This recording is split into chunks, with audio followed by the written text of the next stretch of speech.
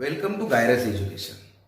So 12वी सायन्सच्या oscillation चॅप्टरमध्ये we have learn linear simple harmonic motion, simple pendulum, then all other important things related to linear SHM. Now from this session we are going to study the angular SHM. See मित्रांनो, ज्याला linear SHM चांगलं समजलेलं आहे त्याला angular simple harmonic motion ताबडतोब समजेल. आणि ती आणखी चांगल्या प्रकारे समजण्यासाठी you must first understand the analogy between the linear motion and angular motion. तर काही इंपॉर्टंट पॉईंट मी तुम्हाला अॅनालॉजीचे सांगतो. जसं लिनियर मोशन प्रोड्यूस करण्यासाठी आपल्याला फोर्स लागतो, तसं अँग्युलर मोशन प्रोड्यूस करण्यासाठी आपल्याला टॉर्कची गरज पडते. लिनियर मोशनमध्ये फोर्स अप्लाय झाल्यामुळे लिनियर डिस्प्लेसमेंट होतं, अँग्युलर मोशनमध्ये टॉर्क अप्लाय झाल्यामुळे अँग्युलर डिस्प्लेसमेंट प्रोड्यूस होतं, that is theta. Then linear मोशनमध्ये आपण वस्तूचं डिस्प्लेसमेंटचा जो चेंज इन डिस्प्लेसमेंट आहे that is measured with the help of velocity, linear velocity that is V. In angular motion we measure that rate of change of angular displacement with the help of angular velocity. इकडे linear acceleration असतं तर इकडे angular acceleration राहतं, जे rate of change of angular velocity असतं. आणि most important thing, इकडे तुमचा जो गव्हर्निंग लॉ आहे Newton second law, that is force is equal to mass into acceleration. In case of linear motion the governing law of motion is F is equal to mass into acceleration, that is Newton second law. मग याला analogous आपल्याला इथे काय लिहिता येईल? Torque is equal to I into alpha. So मित्रांनो, इथं force correspond to torque, then acceleration correspond to angular acceleration, that means mass correspond to moment of inertia of a body. So mass चा जो role आहे तिथे to oppose the force, to oppose the motion, the same role is played by the moment of inertia. So आता ही झाली analogy. आता ही analogy लक्षात ठेवून आपण angular simple harmonic motion study करू. तर सर्वात प्रथम एखाद्या बॉडीमध्ये अँग्युलर ऑसिलेशन्स कसे तयार करायचे ते समजून घेऊ, आणि मग ते ऑसिलेशन सिम्पल हार्मोनिक कधी असतील हा आपल्याला कंडिशन शिकायची. सो मित्रांनो, एखाद्या बॉडीमध्ये जर ऑसिलेशन प्रोड्यूस करायचे असतील, लाईक आपण एक डिस्कचं एक्झाम्पल घेऊ. एक डिस्क घेतली आपण आणि एका स्ट्रिंगच्या माध्यमातून तिला असं लटकून ठेवली, राईट. आपण काय केलं, तिच्या सेंटरला ती स्ट्रिंग बांधली आणि लटकवली इथे डिस्क अशी. आता आपण ही डिस्कला जर थोडासा असा पिळा दिला, ट्विस्ट केलं आणि सोडून दिलं तर ती अशी अशी अशी अशी होणार, ठीक आहे. So in such a case ती काय होईल, थोडीशी क्लॉकवाईज मग anti clockwise, clockwise anti clockwise about the main position. आणि प्रत्येक वेळेस त्या दोऱ्याला तो क्लॉकवाईज आणि अँटी क्लॉकवाईज पिळा बसेल. तर मग आपण ती जी मोशन आहे तिला oscillatory motion, rotational angular oscillatory motion असं म्हणू शकतो. आता ह्या मोशनने जर काही नियम पाळले, जसे आपले लिनियर ऑसिलेशन मध्ये एसएचएम साठी नियम पाळले होते, तर आपण तिला अँग्युलर एसएचएम म्हणू शकतो. मग आता नियम काय, ती मोशन कोणामुळे प्रोड्यूस झाली? टॉर्कमुळे, राईट. मग आता या ठिकाणी तो टॉर्क जर रिस्टोरिंग टॉर्कची भूमिका करत असेल, दॅट मीन्स तो टॉर्क प्रत्येक वेळेस त्या बॉडीला मेन पोझिशनकडे आणायचा प्रयत्न करत असेल, so in such a case त्याला आपण रिस्टोरिंग टॉर्क म्हणू.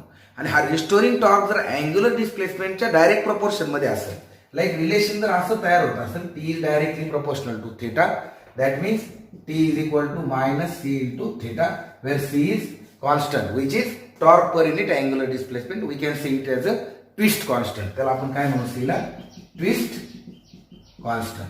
तिथे जसा आपला फोर्स कॉन्स्टंट होता तसा इथे काय आला आता, ट्विस्ट कॉन्स्टंट. मग जर ही मोशन हे इक्वेशन फॉलो करत असेल तर we can say this is angular SHM, ठीक आहे. सो मग थोडक्यात काय, angular simple harmonic motion is the rotational motion of a body such that the torque acting on the body is always try to bring that body back to its original position, and its magnitude is directly proportional to the magnitude of angular displacement, right. So त्याची दिशा विरुद्ध राहील. ती इथे जर टॉर्कची दिशा वर असेल तर अँग्युलर डिस्प्लेसमेंटची दिशा खाली असेल, किंवा vice versa is possible. So this is the governing equation of angular simple harmonic motion, ठीक आहे. सो आता तुम्हाला पुस्तकामध्ये त्याने डेफिनेशन दिली का अँग्युलर सिम्पल हार्मोनिक मोशन म्हणजे काय. तर जसं तुम्ही लिनियर मोशन डिफाईन केली तशीच डिफाईन करू शकता. का restoring torque always brings the body back to the original position, then its magnitude is in direct proportion with the angular displacement, ठीक आहे. इथे आणखी एक प्रश्न तयार होईल का, this see twist constant, define twist constant. So twist constant म्हणजे काय, टी डिवायडेड बाय थिटा. आपण जर हा फॉर्म्युला वापरला तर काय होईल, तो C is equal to T divided by theta, that is the torque per unit angular displacement. मग त्याचं युनिट आपल्याला तिथे काढता येईल, ठीक आहे ना. सो युनिट जर विचारलं तर टॉर्क युनिट काय असतं, newton meter divided by radian. ठीक आहे ना. सो अशा पद्धतीने तुम्ही युनिट लिहू शकता, डायमेन्शन तुम्ही काढू शकता. सो हे एक्स्ट्राचे प्रश्न तिथे तयार होते. आता आपल्याला याचं डिफरन्शियल इक्वेशन बनवायचं आहे. So let us derive the differential equation of this angular motion. मित्रांनो आपल्याकडे रिलेशन काय आहे, T is equal to C theta. आणि आणखी एक रिलेशन असतं आपल्याला, we know for the body performing rotational motion T is equal to I alpha, where I is moment of inertia of body, M I of body. ठीक आहे ना, M I of body. In this case it is this. So we can always compare this to equation. So I alpha is equal to minus C into theta, हे equation आपल्याला तिथे मिळेल. आता we know by definition alpha is equal to D omega by D T, omega is equal to D theta by D T. हे आपण rotational motion मध्ये circular motion मध्ये शिकलो होतो. म्हणून अल्फा इज इक्वल टू काय, D two theta by D T square. And therefore I into D two theta by D T square is equals to plus C theta is equal to 0. Now this becomes your differential equation of angular simple harmonic motion. आता इथे तुम्हाला ह्या relation वरून दिसतंय here alpha is equal to minus C theta by I. Since C and I are constant, alpha is also directly proportional to theta. म्हणजे angular simple harmonic motion मध्ये angular acceleration is directly proportional to the angular displacement, one point, and secondly the directions are opposite to each other. So this is about your angular simple harmonic motion. तुम्हाला इतकाच topic पुस्तकात दिलेला आहे. आता let us talk about the time period of this simple harmonic motion. See, we know the basic definition of time period, that is T is equal to 2 pi upon omega. The same definition will be applicable here. So T is equal to 2 pi upon omega. Omega is angular frequency, and another formula is T is equal to 2 pi upon square root angular acceleration per unit angular displacement. ठीक है. So this is another formula for time period of angular simple harmonic motion. So हे झालं तुमचा आजचा महत्वाचा point. See there is a similarity, there is a analogy between linear simple harmonic motion and angular simple harmonic motion. त्यामुळे त्याचे problem जसे solve होतील तसे याचे पण सॉल्व्ह होतील.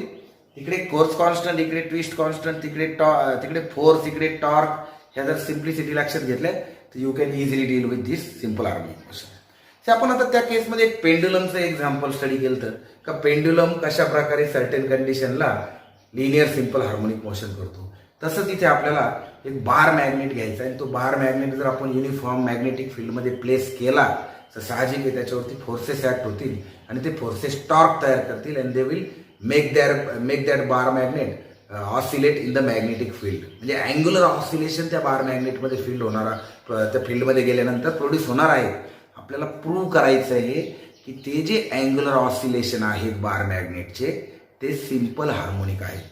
मग ते कसे सिंपल हार्मोनिक आहेत यासाठी आपण पुढचं लेक्चर त्याच्यासाठी प्लॅन केलेलं आहे. सो तुम्ही ते लेक्चर मिस करू नका. आता याच्यावर एक इम्पॉर्टंट क्वेश्चन तयार होईल, the differentiate between linear simple harmonic motion that is linear SHM and angular simple harmonic motion that is angular SHM. So bar मॅग्नेटचं कन्सेप्ट पाहण्यासाठी पुढचं लेक्चर मिस करू नका. चॅनलला सबस्क्राईब करा आणि बेल बटन पुश करा, तुम्हाला नोटिफिकेशन भेटेल. Thank you very much.